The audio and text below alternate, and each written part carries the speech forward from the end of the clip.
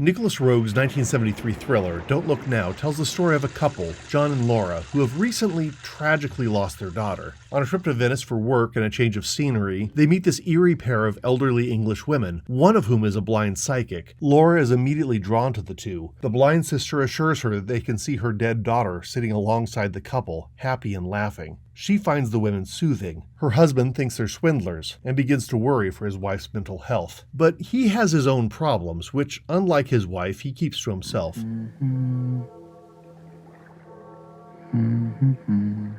The blind psychic declares that John also has the gift, which he should already know, but he denies. The film had opened with John seeing visions just before their daughter's death, somehow tied to his upcoming work in Venice. He rushes out to save her, but the girl is already drowned. Laura blames John for this, and since he had encouraged their kids to play freely and unsupervised, the camera testifies on her behalf, with their son grinding over broken glass and crashing his bicycle in the yard. Now in Venice, John is haunted by glimpses of their daughter hiding around corners, but he defies the supernatural, despite, and maybe because he's a part of it. Unsettling things are always happening to John. At his worksite, he teeters dangerously on a ledge with a grotesque statue, and later, he's nearly killed when his suspended scaffold collapses. But what sends him really over the edge is seeing his wife, who he had just escorted to the airport to return to England to care for their son, appearing on a vaporetto attended by the psychic sisters, all dressed in black. Why would she sneak back to Venice? Has she joined a coven?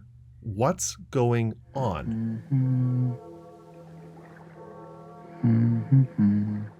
Now, all alone in a Venice of nightmares, John's search for Laura, the women, and the ghost of his daughter becomes frantic. I will tell you that there's at least two faces to Venice. My first visit to the city was dull as a dung heap, just a series of tourist sites cluttered with vendors of cheap trash and a sense that I'd seen enough of this already in Moonraker or Last Crusade. My second visit, the wife and I met with a local friend who took us to a solid restaurant and then raced us through weird alleyways to catch our train. Small signs on walls pointed us towards our destination, but Daedalus couldn't have conceived a more bizarre labyrinth, and that is where this movie takes place.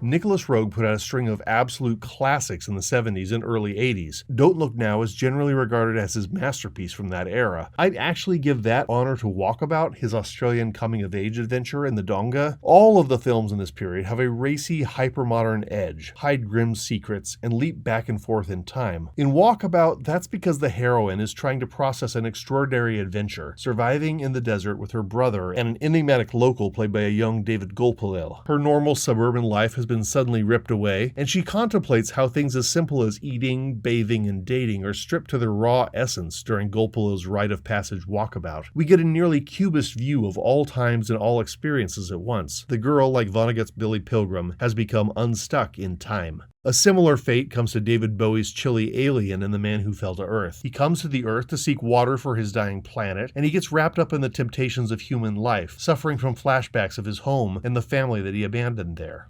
Bad Timing stars Art Garfunkel and Harvey Keitel and is disturbingly dark. Keitel's hard-bitten police detective pieces together the dark secrets of Art Garfunkel's turbulent love affair with a wild young woman who has overdosed. How, and especially when she died, becomes key to the mystery. Bad Timing takes the reconstruction of time as its main plot device. In Don't Look Now, time is even more crucial than that. The weaving of non-chronological, even anti-chronological images draws distinct contrasts, partially for our aesthetic enjoyment. The couple making love and dressing for dinner afterwards, which made this movie scandalous at the time, and honestly from a modern perspective just goes on too long, inspired Steven Soderbergh for one of the best scenes in his caper, Out of Sight, with Jennifer Lopez and George Clooney. Other juxtapositions were added by editor Graham Clifford and encouraged by Roeg. Clifford's 70s output includes this, Roeg's Man Who Fell to Earth, and Rocky Horror. All of those, plus Roeg's earlier Walkabout, are films where an editor is one of the stars of the film. It's just a jump to the left.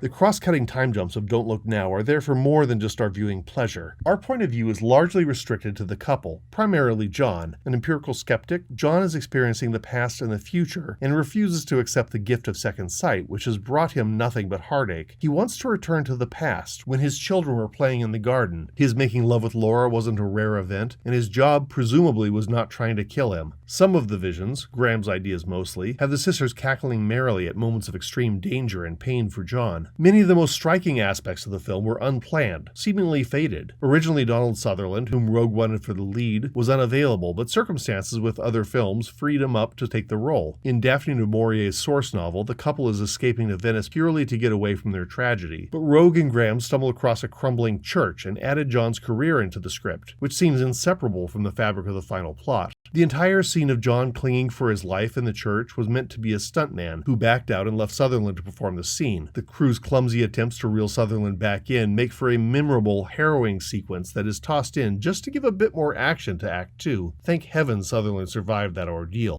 All this happenstance in a film about psychics trying and failing to avoid their fates seems a bit too perfect for words. Don't Look Now is exactly that, a movie about the random catastrophes of life, which all the psychic powers in the world will not sort out for you. Second sight is a blessing. It's also a curse. Du Maurier's short story begins, "Don't look now," John said to his wife, "but there are a couple of old girls 2 tables away who are trying to hypnotize me." Lines oddly omitted from the movie, but utterly central to the film's themes. Don't Look Now is about how we spend our time, on the past, in the future, or in the vivid, weird details of right now. If John rejects his second sight, it's because he doesn't need the past and the future to corrupt what he has here and now. A beautiful wife in a beautiful city, and all the world's evil on the peripheries of his normal human vision.